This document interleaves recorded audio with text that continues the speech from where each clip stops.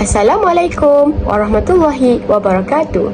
Kami dari kelas Pendidikan Khas 1 PPISMP tahun 2022 akan membentangkan tentang faktor-faktor ketidakupayaan masalah pembelajaran dari kategori autism, sindrom Down dan palsi cerebral. Kumpulan kami terdiri daripada 2 orang sahaja. Yang di sebelah kiri, saya sendiri bernama Nur Fazli Nadia binti Khalid, nombor matrik P22080667. Manakala kawan saya di sebelah kanan pula bernama Nur Husniati Sofia binti Rusli, nombor matrik P22080674. Yang pertama, saya akan menerangkan tentang definisi murid-murid berkeperluan khas. Apa itu murid-murid berkeperluan khas? Murid-murid berkeperluan khas merupakan murid-murid yang memerlukan perhatian dan penjagaan yang berbeza berbanding dengan murid-murid normal. Murid-murid ini berbeza daripada murid-murid normal kerana mereka mempunyai ciri-ciri yang tersendiri dari segi ciri-ciri mental, keupayaan deria, keupayaan komunikasi, tingkah laku dan emosi dan ciri-ciri fizikal. Seterusnya, apa itu murid masalah pembelajaran? Murid masalah pembelajaran merupakan murid yang kelewatan perkembangan dalam pelbagai aspek seperti proses pertuturan, pembacaan, pengiraan, perkembangan motor kasar dan motor halus, termasuklah perkembangan bahasa. Bagi kategori autism pula, ramai orang tidak mempunyai ilmu tentang autism, tapi ramai juga orang yang mengetahui apa itu autism. Di sini saya akan menerangkan apa itu autism. Autism ini merupakan gangguan perkembangan saraf. Gangguan ini mempengaruhi kemampuan seseorang itu untuk berkomunikasi serta bertingkah laku serta gangguan perkembangan bahasa. Orang yang mempunyai masalah autism ini akan mengalami kesukaran untuk memahami apa seseorang itu, iaitu orang lain bercakap ataupun apa yang orang lain rasakan. Hal ini membuatkan mereka sulit untuk mengekspreskan diri mereka dengan kata-kata, tingkah laku dan sentuhan yang baik. Selain itu, mereka yang mempunyai masalah autism ini mungkin akan memiliki masalah ketika belajar. Macam dia susah untuk menerima pelajaran dari segi semua kategori kerana otak mereka susah untuk menerima sesuatu perkara. Kadang-kadang dia mengambil masa yang lama untuk menghafal sesuatu. Ada budak 6 tahun dekat sekolah rendah belajar ABC, sampai habis sekolah rendah pun masih tak ingat lagi ABC. Mereka juga mengalami kesukaran dalam berkomunikasi. Ada setengah mereka mempunyai masalah berkomunikasi dari segi sebutan perkataan, ada yang pelat, ada yang tidak mampu langsung untuk bercakap dan sebagainya. Bagi faktor-faktor ketidakupayaan masalah pembelajaran dari kategori autism, yang pertama adalah faktor genetik. Terdapat banyak kajian yang menunjukkan genetik merupakan salah satu sebab kepada autism. Ini menunjukkan bahawa autism boleh diwarisi daripada keturunannya. Ibu bapa berkemungkinan yang tinggi untuk mendapat anak autism jika mereka ada adik-beradik tua atau saudara mara dengan autism. Yang kedua pula adalah faktor persekitaran. Hal ini kerana anak terdedah kepada bahan kimia yang berbahaya dalam persekitaran yang akan mengganggu perkembangan neuro sepanjang hayat. Bagi faktor yang ketiga adalah faktor jangkitan pranatal, prenatal dan postnatal. Apa itu pranatal? Pranatal bermaksud komplikasi yang berlaku terhadap otak ataupun perkembangan fizikal janin semasa mengandung. Contohnya, kecacatan di bahagian otak ataupun sistem saraf yang berlaku sewaktu proses mengandung disebabkan oleh bakteria yang berbahaya, seperti ibu menghadapi campak, rubella atau siflis. Okey, seterusnya pula prenatal. Prenatal bermaksud komplikasi yang berlaku terhadap otak ataupun perkembangan fizikal janin semasa bersalin. Sebagai contoh, penyakit Herpes simplex iaitu penyakit yang berjangkit melalui hubungan sulit. Ibu yang menghadapi penyakit ini, terutamanya di bahagian genitalia, mempunyai kemungkinan tinggi untuk melahirkan bayi autism. Okey, seterusnya pula postnatal. Apa itu maksud postnatal? Postnatal bermaksud komplikasi yang berlaku terhadap otak ataupun perkembangan fizikal bayi selepas bersalin. Sebagai contoh, bayi menghadapi penyakit encefalitis. Penyakit ini disebabkan oleh sejenis virus yang menyerang otak. Jika tidak dirawat, ia akan menyebabkan kerencatan otak. Virus ini dibawa oleh nyamuk dan haiwan yang dijangkiti rabies. Bagi kategori sindrom Down pula, apa itu sindrom Down?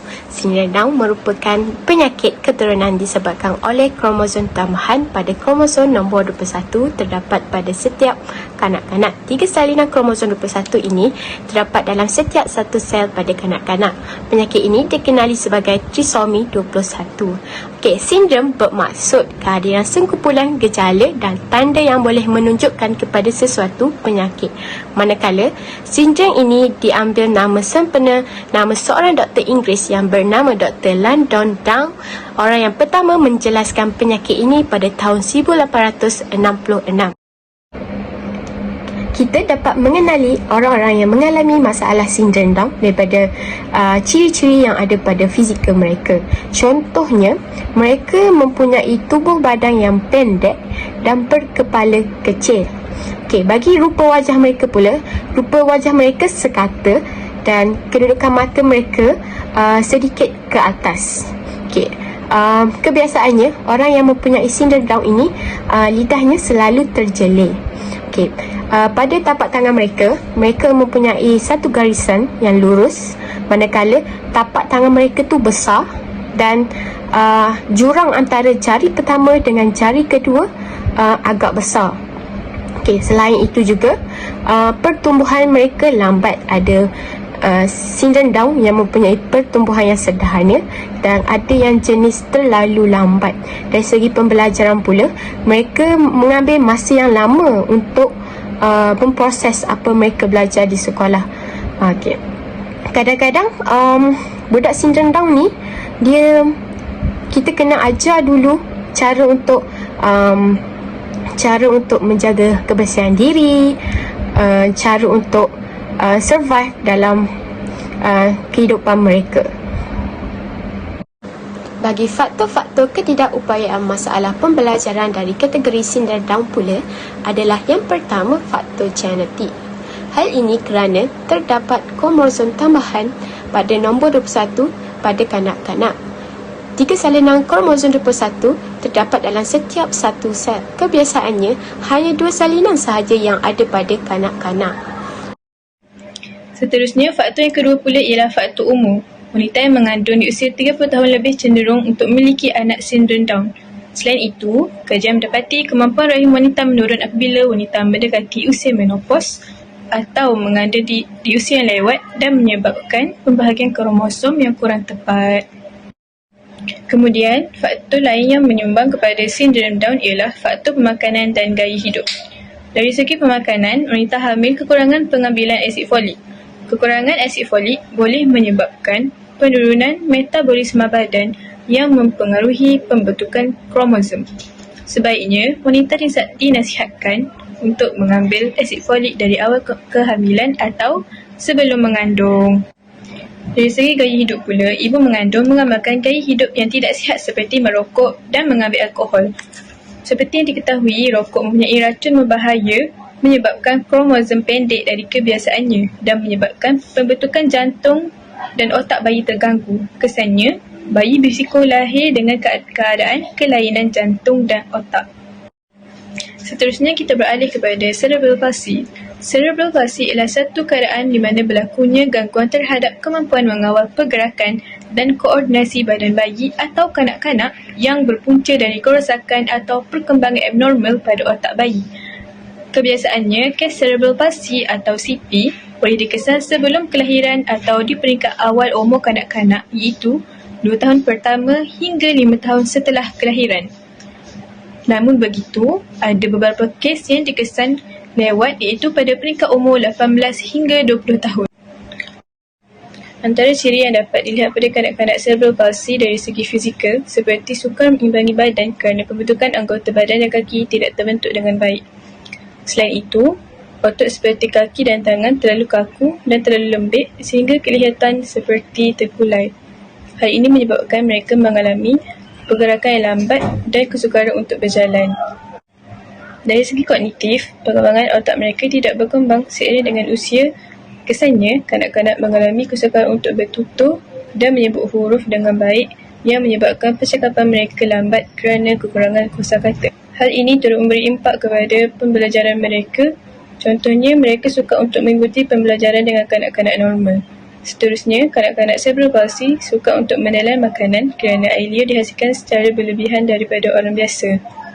Akhir sekali, mereka mempunyai masalah penglihatan dan pergerakan mata tidak selari yang menyebabkan mereka memerlukan alat bantuan seperti cermin mata untuk melihat. Faktor utama yang menyebabkan cerebral palsy ialah faktor genetik, iaitu mereka mempunyai sejarah keluarga yang mempunyai cerebral palsy sama ada adik-beradik, ibu atau ayah ataupun keturunan yang terdahulu yang telah disahkan mempunyai cerebral palsy. Seterusnya, faktor lain yang menyebabkan kepada cerebral palsy ialah faktor persekitaran. Hal ini terjadi apabila ibu dan bayi terdedah kepada merkuri atau terhidur racun tanpa sengaja. Sebagai contoh, ibu terguna produk kosmetik yang mempunyai merkuri dan alkohol semasa hamil. Kesannya, perkembangan janin bayi terganggu. Kemudian, faktor yang ketiga ialah faktor prenatal, perinatal dan postnatal. Untuk fasa prenatal terjadi apabila ibu mengandung dijangkiti virus yang memberi kesan kepada keadaan pertumbuhan anak dalam kandungannya. Seterusnya, pada fasa perinatal, berlaku kecederaan otak semasa proses kelahiran bayi yang menyebabkan darah tidak mengalir dan oksigen tidak sampai kepada otak bayi.